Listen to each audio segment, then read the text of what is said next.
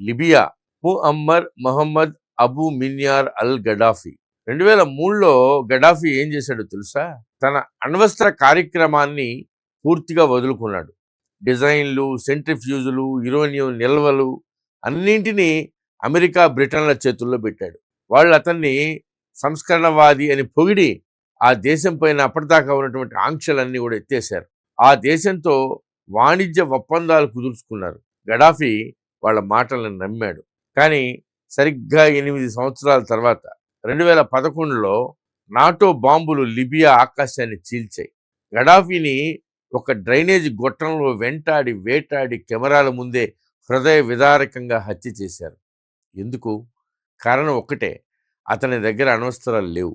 అతడు బలహీనుడయ్యాడు కాబట్టే దారుణంగా చచ్చిపోయాడు. ఇప్పుడు ఉత్తర కొరియాని చూడండి.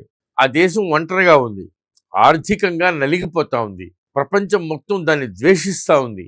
కానీ ఎవ్వరు కూడా ఆ దేశం పైన దాడి చేయడానికి మాత్రం ధైర్యం చేయడంలా. ఎందుకు? ఒకే ఒక్క కారణం, వాడి దగ్గర అణ్వస్త్రాలు, ఖండాంతర క్షిపణులు ఉన్నాయి. ఒకే ఒక్క క్షిపణి సియోల్ని, టోక్యోని, అమెరికా సైనిక స్థావరాన్ని బూడిద చేసేయగలదన్న భయం. కిమ్ జాంగ్ ఉన్, అతన్ని మనం ఎగతాళి చేయొచ్చు, ఆ దేశం పైన ఆంక్షలు విధించవచ్చు ప్రపంచం అంతా, కానీ అతన్ని అధికారంలోంచి తొలగించడానికి మాత్రం ఎవ్వరూ ముందుకు రారు.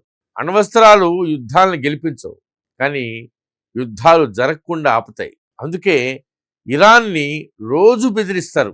నార్త్ కొరియాతో మాత్రం చర్చలు జరుపుతారు. ఇరాక్ పైన దాడి చేశారు, ఎందుకంటే అక్కడ అణ్వస్త్రాలు లేవు. యుక్రెయిన్ అణ్వస్త్రాలు వదులుకుంది, అందుకనే రష్యా సరిహద్దు దాటింది. అదే ఇస్లామిక్ దేశాల మధ్యలో ఉన్నటువంటి ఇజ్రాయెల్ని ఎవ్వరు కన్నెత్తి చూసే సాహసం కూడా చేయరు, ఎందుకంటే అక్కడ అణ్వస్త్రాలు ఉన్నాయి. భారత్ ఆపరేషన్ సింధూర్లో పాకిస్తాన్ పైన దాడి చేసి టెర్రర్ క్యాంపుల్ని ధ్వంసం చేసింది. పాకిస్తాన్ అణ్వస్త్రాలు వేస్తామని బెదిరింపులు చేస్తూ ఉంది తప్ప అణ్వస్త్ర దాడి చేయడానికి మాత్రం సాహసించడంలా. ఎందుకు తెలుసా? ఒక దాడి తర్వాత భారత్ తిరిగి చేసేటువంటి అణుదాడితో పాకిస్తాన్ అనే దేశమే ప్రపంచ పటం నుంచి మాయమైపోతుంది అనేటువంటి భయం. ఈ రోజుల్లో నైతికత అనే మాటకి గ్లోబల్ పాలిటిక్స్కి అస్సలు సంబంధమే లే.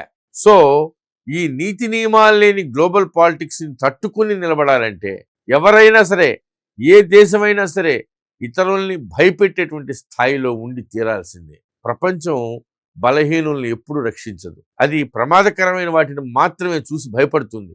బలం మాత్రమే శత్రువుని భయపెడుతుంది.